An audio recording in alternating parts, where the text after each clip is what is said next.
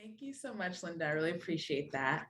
So as Linda mentioned, my name is Ruth, and I'm actually a Senior Research Data Coordinator at MD Anderson, and I work with the MEN2 and MTC registry.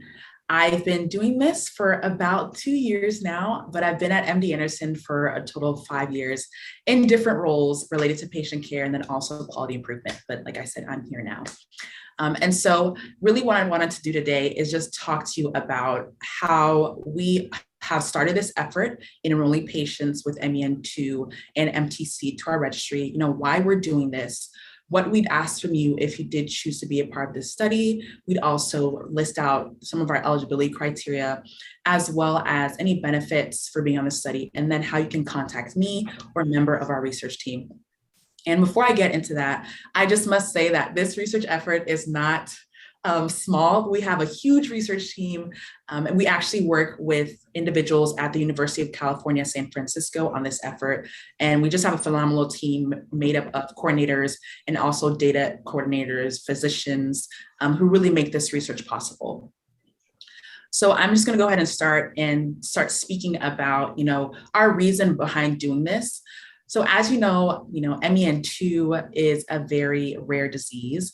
And because of that, what we're doing here with the registry is we're trying to collect as much information as we can just to learn more about the disease and potentially change the care and improve the care of these diseases in the future. So what our providers and some of our doctors did was in 2012, they came together and created the registry for patients who have been diagnosed with hereditary disease.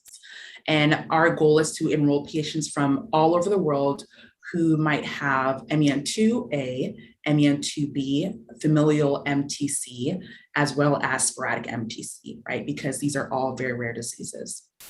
And I will say to date, we have enrolled around 450 individuals who have either MEN2A, MEN2B, or a familial MTC, or a family history of these diseases. So that is a really huge and phenomenal thing that we've done thus far.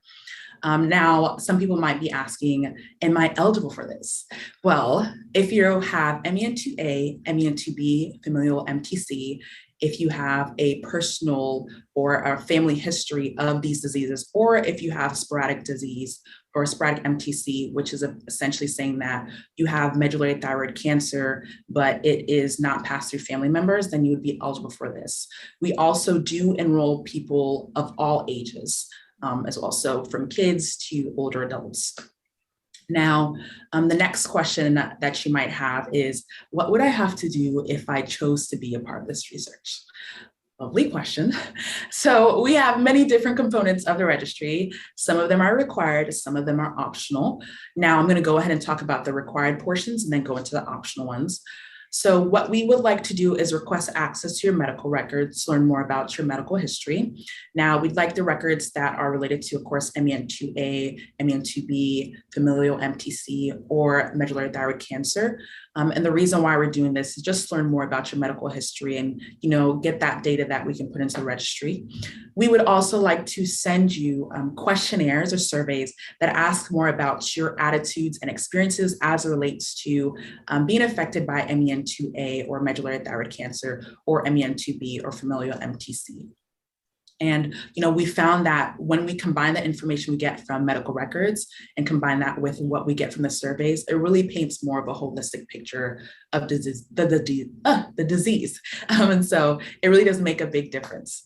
And so those are some of the required portions. Now into the optional components, the first thing that we'd like to do is that we'd like to be able to send you follow-up questionnaires. So if you're on the study, the requirement is that you complete that questionnaire at one time point. And going back to that, it takes around 30 to 45 minutes of your time, and we can send that by way of email, or we can give you a phone call or send that by way of mail. But if you elect to do follow-up questionnaires, then we would like to send you questionnaires between 1 to 4 times per year for up to 20 years. And the reason why we're doing this is that we really want to learn more about how the disease might change or not over time. And so that's our purpose with the follow-up questionnaires. Another thing that we do with this study is that we'd like to get biospecimens, whether that be tissue, blood, or saliva. And the reason why we're doing recommend this is because that does give us added information about these rare diseases as well.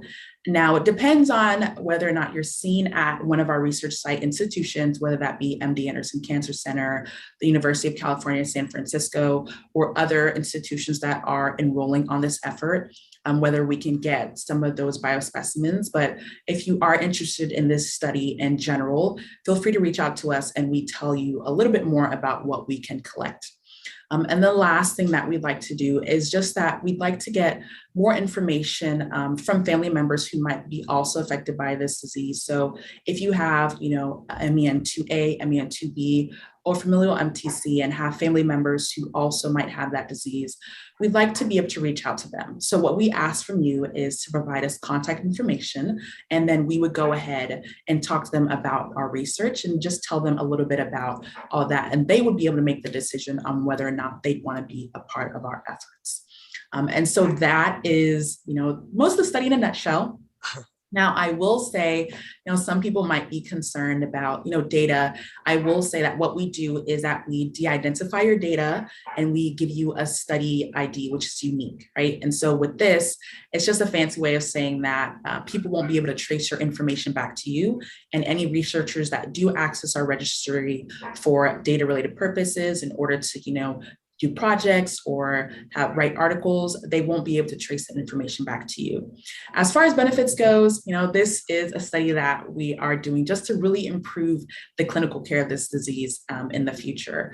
And so you never know how you being a part of this study might help somebody else in the future. And that's really our joy to get as much information and enroll as many people as we can to this study.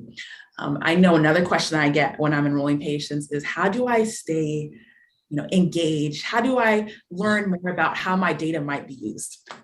Well, we do have an annual newsletter that we send out, and it includes updates to enrollment numbers. We also provide information about any new studies that might have come out that you could, participate in it as well. We also talk more about any publications, articles, or projects that are using registry information, just so you can see where your information might be going. And there's a lot more we include in that as well. And so that's really it. If this is something that you might have questions about, or you're already on board, feel free to reach out to us by way of email. So our email at MD Anderson is genr@mdanderson.org. And you can reach out to us and we can, set up a time to talk further. But I really do appreciate you guys. And we're really excited to be working with the MEN support group on this effort. So thank you.